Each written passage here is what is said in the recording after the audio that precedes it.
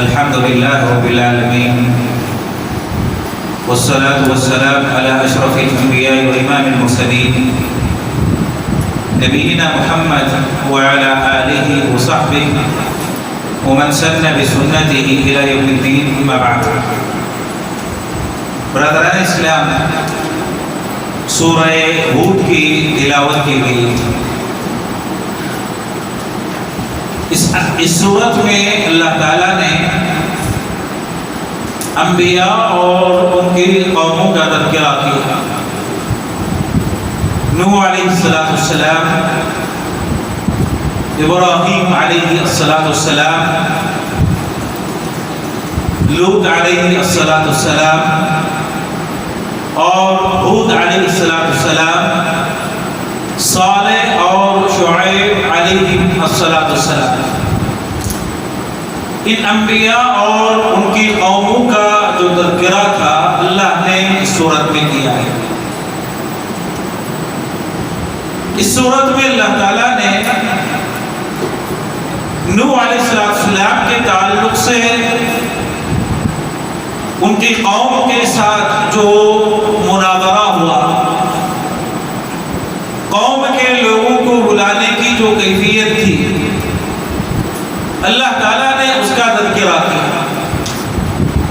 اور ہم اس بات کو اچھی طریقے سے جانتے ہیں کہ روئے زمین پر اللہ تعالیٰ نے سب سے پہلے نبی آدم علیہ السلام کو بنایا. روئے زمین پر سب سے پہلے نبی آدم علیہ السلام اور سب سے پہلے رسول نوح علیہ السلام. آدم علیہ السلام نبی تھے اور نوح علیہ السلام رسول تھے. بسا اوقات یہ سوال ہمارے ذہن میں آتا ہے کہ نبی کس کو کہتے ہیں اور رسول کس کو کہا جاتا ہے؟ نبی کہتے ہیں اس مقدس شخصیت کو، اس مقدس ہستی کو جو اللہ تعالیٰ کتاب دے کر اپنی وحی کے ذریعے موافقین میں یعنی مسلمانوں میں کام کرنے کے لیے، دعوت اور تبلیغ کرنے کے لیے اللہ بھیجتا ہے، ان کو نبی کہا جاتا ہے. مسلمانوں میں، موافقین میں اگر دعوت اور تبلیغ کا کام کرنا ہو، جس شخصیت کو اللہ اس میں بھیجتا ہے اس کو نبی کہا جاتا ہے. اور اگر مخالفین میں کام کرنا ہو، کافر ہوں، اللہ کے ساتھ شرک کرنے والے ہوں، اللہ کو نہ ماننے والے ہوں، تو ان کی طرف اللہ تعالیٰ جس شخصیت کو مبعوث کرتا ہے کتاب دے کر وحی کے ذریعے، اس کو رسول کہا جاتا ہے. آدم علیہ السلام جب آئے تھے سارے مسلمان تھے، اللہ کو ماننے والے تھے. کوئی کافر تقریباً 10 صدیوں تک نہیں پایا جاتا تھا. 10 صدی اللہ کی عبادت کرنے والے، ایک اللہ کو پکارنے والے. شرک کیسے آیا؟ غلو کے ذریعے. کسی شخصیت کو اس کا جو مقام ہے، جو مرتبہ ہے، اس سے بڑھا دینا، اس سے اونچا کر دینا. اللہ جو مقام دیتا ہے، جو مرتبہ دیتا ہے، اگر کسی شخصیت کو اس سے بڑھا دیا جائے، اونچا کر دیا جائے، تو بسا اوقات انسانوں میں اس کی وجہ سے شرک پھیلتا ہے. نبی علیہ السلام نے فرمایا ایاکم والغلو، لوگو کسی کی شخصیت میں غلو کرنے سے اپنے آپ کو بچاؤ. فإنما أهلك من كان قبلكم، اس لیے کہ غلو نے تم سے پہلے والے قوموں کو ہلاک کر دیا، برباد کر دیا. لہذا شخصیات میں غلو کرنے سے اپنے آپ کو بچاؤ. تو 10 صدیوں تک توحید پر قائم تھے. شرک آہستہ آہستہ، خطوہ خطوہ انسانوں میں داخل. کیسے نیک لوگ تھے، اللہ تعالیٰ نے قرآن مجید میں ان کا تذکرہ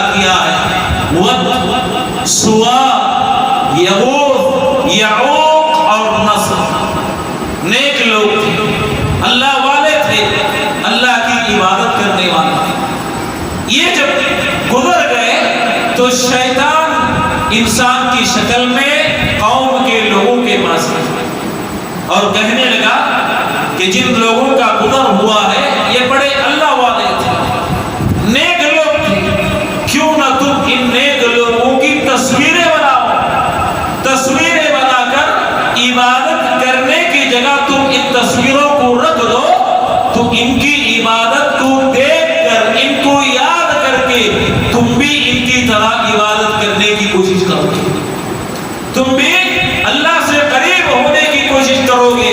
تو قوم کے لوگوں نے شیطان کی بات کو مان لیا، تصویریں بنائی، عبادت کی جگہوں پر رکھ دی، اس کے بعد ان کو دیکھ کر اللہ کی کثرت کے ساتھ عبادت کرنے کی کوشش کرتے۔ یہ نسل جب گزر گئی، دوسری نسل آتی ہے تو شیطان ان کے پاس آتا ہے اور ان سے کہتا ہے کہ یہ جو تصویریں رکھی ہوئی ہیں، یہ جو تصویریں بنائی گئی ہیں، یہ نیک لوگوں کی تصویریں تھیں، اللہ کے مقرب بندے تھے، ان کے ذریعے سے تم اللہ سے طلب کرو، اللہ سے دعا کرو، اللہ سے مانگو، اللہ تعالیٰ تمہاری قبول کرے گا۔ یہ نسل ان کے توسط سے اللہ سے مانگنے لگی، اللہ سے دعا کرنے لگی۔ یہ نسل بھی جب گزر جاتی ہے تو شیطان آتا ہے اور کہتا ہے یہ جو تصویریں رکھی ہوئی ہیں نیک لوگوں کی تصویریں تھی، تمہارے باپ دادا ان کی عبادت کرتے تھے، ان سے سوال کرتے تھے، ان سے مشکلوں میں اپنی حاجتیں پیش کرتے تھے، تو یہ نسل ان کی عبادت کرنے لگی، ان کو پکارنے لگی اور مشکلوں میں اپنی حاجتیں ان کے سامنے پیش کرنے لگی۔ جب شرک پھیل گیا، اللہ تعالیٰ توحید کی دعوت دینے کے لیے، توحید کی طرف بلانے کے لیے نوح علیہ السلام کو سب سے پہلا رسول بنا کر دنیا میں مبعوث کیا۔ میرے محترم مسلمان دوستو، بسا اوقات ہم چھوٹی چھوٹی چیزوں کی طرف توجہ نہیں دیتے اور کہتے ہیں کہ تصویروں میں کیا رکھا ہے، تصویریں بنانے میں، تصویریں یادگار کے طور پر رکھنے میں، تصویریں گھروں میں آویزاں کرنے میں انسان بسا اوقات تغافل سے کام لیتا ہے۔ انہی تصویروں نے انسانیت کو شرک میں مبتلا کیا، انہی تصویروں کی وجہ سے اللہ کو چھوڑ کر غیر اللہ کی عبادت ہونے لگی ہے۔ آج آپ کافروں کو دیکھ لیں، وہ تصویروں کو اپنے سامنے رکھ کر عبادت کرتے ہیں، تصویریں تو ہیں ان کے ساتھ، انہی تصویروں کی، انہی بتوں کی عبادت ہوتی ہے۔ میرے محترم مسلمان دوستو، بسا اوقات انسان چھوٹی چیزوں میں شریعت سے ہٹ جاتا ہے، غلو کرنے لگتا ہے۔ انسان کو چاہیے کہ اس غلو کو وہی ختم کر دے۔ اللہ کے نبی علیہ السلام کے صحابہ نے ایک مرتبہ طلب کیا کہ یہ جو درخت ہے یہ بابرکت درخت ہے، ہم کو اجازت دی جائے کہ ہم اپنی تلواریں اس درخت میں لٹکائیں تاکہ برکت حاصل کر سکے۔ نبی علیہ السلام نے فرمایا یہ تو ایسے ہی سوال ہے جیسے موسیٰ علیہ السلام کی قوم نے موسیٰ علیہ السلام سے طلب کیا تھا، کہا تھا اجعل لنا الہا کما لہم آلہہ، کہ موسیٰ علیہ السلام ہمارے لیے بھی ویسے ہی بت بنا دو جیسے کافروں کے پاس بت پائے جاتے ہیں۔ اللہ کے نبی نے منع کر دیا، تلواریں لٹکانے سے، درختوں سے برکت حاصل کرنے سے روک دیا۔ صحابہ نے سجدہ کرنا چاہا، نبی علیہ السلام نے منع کر دیا اور کہا کہ اگر سجدے کا کوئی سب سے زیادہ حقدار تھا تو شوہر تھا، بیوی کو میں حکم دیتا کہ شوہر کے لیے سجدہ کرے، لیکن اسلام میں سوائے اللہ کے کسی اور کا سجدہ ناجائز ہے، حرام ہے۔ نبی علیہ السلام نے منع کر دیا۔ غلو کی وجہ سے میرے دوستوں انسانوں میں شرک واقع ہوتا ہے۔ اللہ تعالیٰ نے جب شرک واقع ہوا، نوح علیہ السلام کو قوم میں دعوت اور تبلیغ کے لیے مبعوث کیا۔ کتنے سال تک دعوت و تبلیغ کا کام کرتے ہیں؟ غور کرنے کا مقام ہے۔ انسان کسی انسان کو ایک مرتبہ سمجھاتا ہے، 2 مرتبہ سمجھاتا ہے، 3 مرتبہ سمجھاتا ہے، ایک کہتا ہے کہ میں نے بار بار سمجھایا لیکن انسان ماننے پر آمدہ نہیں، انسان میری بات کو تسلیم کرنے کے لیے تیار نہیں۔ نوح علیہ السلام نے 50 کم 1000 سال تک کام کیا۔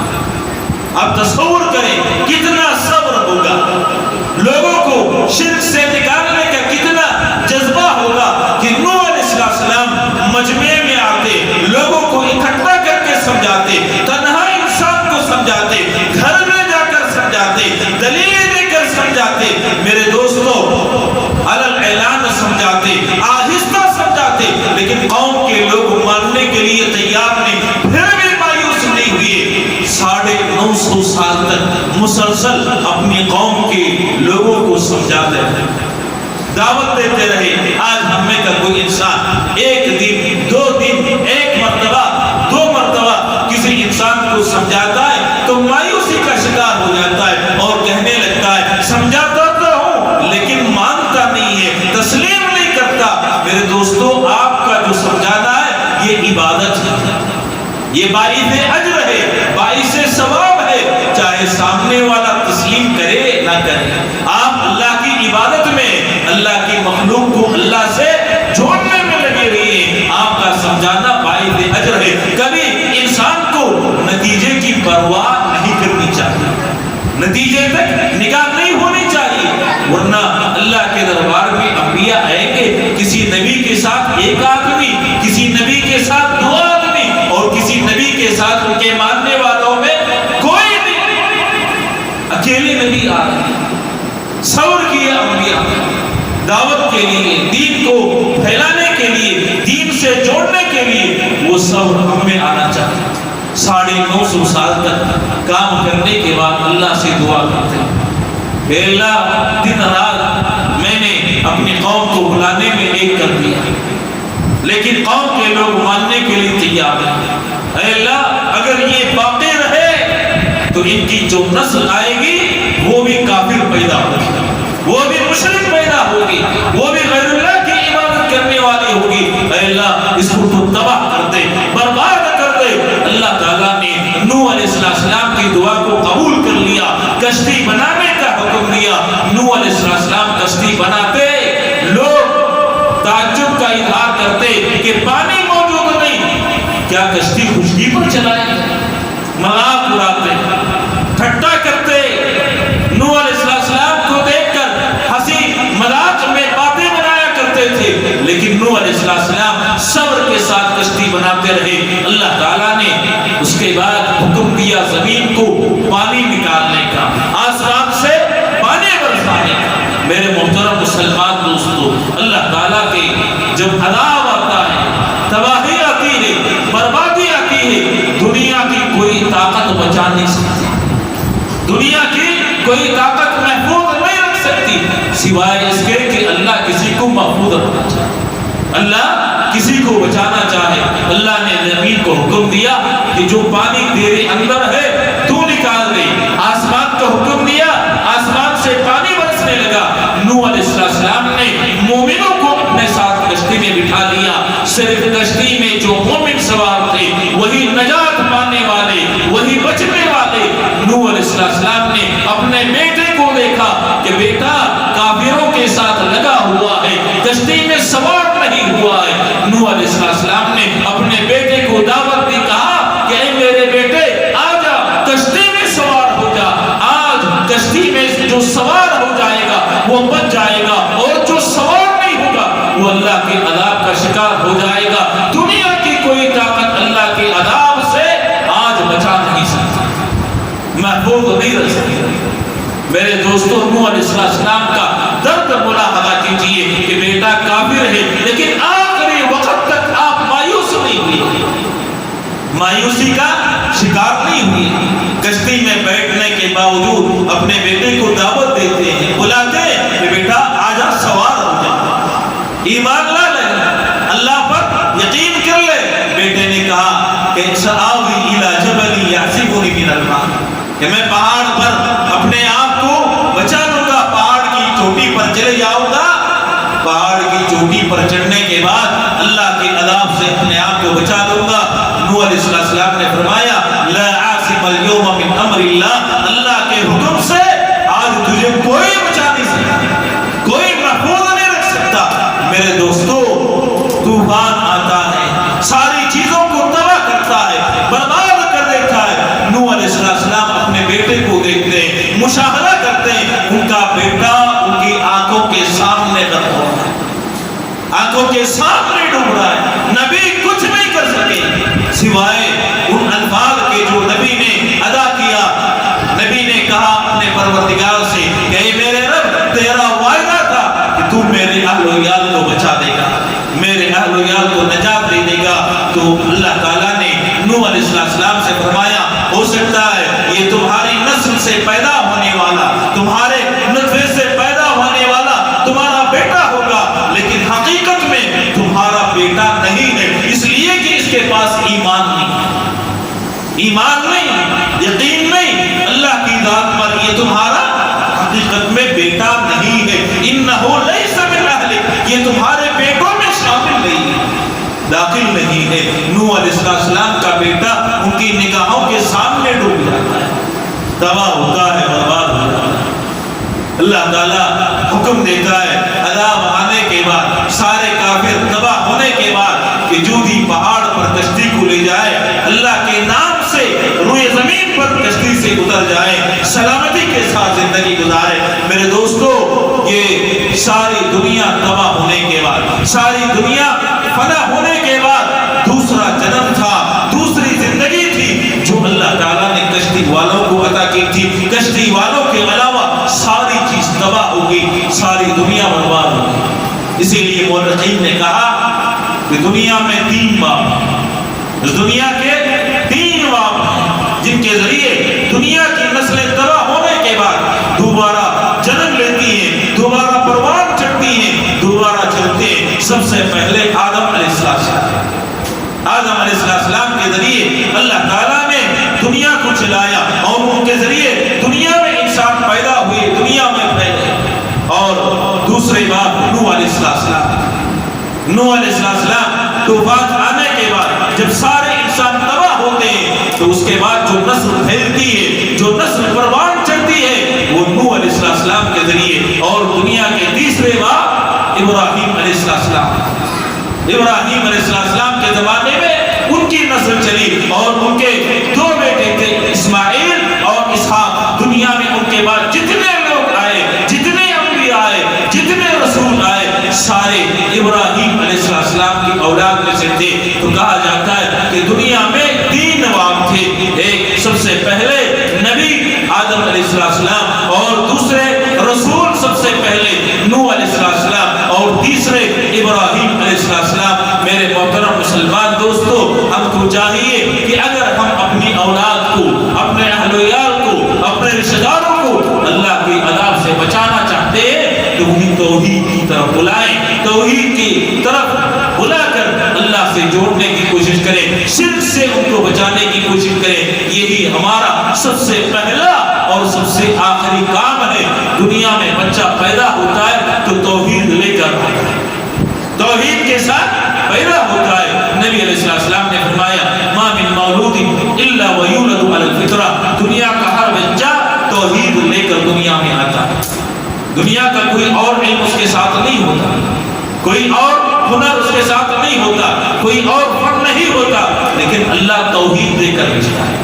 اس کے مجوسی باپ، یہودی باپ، عیسائی باپ اس کو گمراہ کر دیتے ہیں۔ اسی طریقے سے جب انسان دنیا سے جاتا ہے، اگر توحید پر چلا جائے، آتے ہوئے توحید پر آتا ہے، زندگی توحید کے ساتھ گزارا، اور اگر جاتے ہوئے توحید کے ساتھ چلے جائے تو نبی علیہ السلام نے فرمایا، من کان آخر کلامہ لا الہ الا اللہ دخل الجنہ، جو آدمی لا الہ الا اللہ کلمہ لے کر دنیا سے جاتا ہے تو ایسا آدمی جنت میں داخل ہوگا۔ تو ہم کو چاہیے کہ توحید کے ساتھ آتے ہیں تو توحید کے ساتھ زندگی گزارنے کی کوشش کریں، اور جب ہمارا خاتمہ ہو تو توحید پر ہمارا خاتمہ ہو، اسی کی ہمیں کوشش کرنی چاہیے۔ رب کریم سے دعا ہے کہ اللہ تعالیٰ تمام مسلمانوں کو توحید کو جاننے، توحید پر عمل کرنے اور توحید کے مطابق زندگی گزارنے کی توفیق عطا فرمائے۔ اللہ توحید پر موت عطا فرمائے، حسن خاتمہ نصیب فرمائے,